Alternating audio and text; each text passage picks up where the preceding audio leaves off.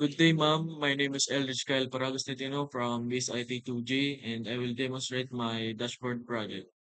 First, punta ka sa file at hanapin yung ginawa nating file dito, yung dashboard project. Tapos pindutin ng login.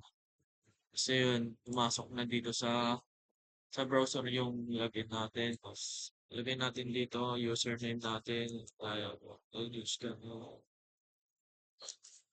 gas, latino. Sa password natin, 1, 2, 3, 4, 5. And pumasok na lahat. May pumasok na doon sa dashboard yung mga inano natin sa code about contact, sample output, at settings. And then nandito sa gilid yung logout.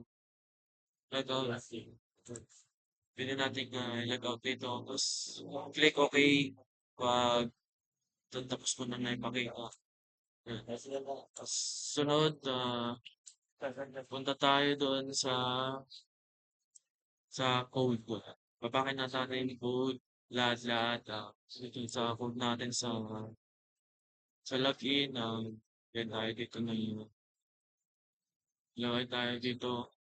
Ilalagay natin sa home, sa full output, settings, contact, saka about, and yung styles.css natin ito na.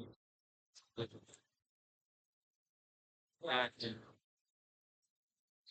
Di perfect pero nagawa ko yung nasa sample. Kailangan po, ma'am. Thank you.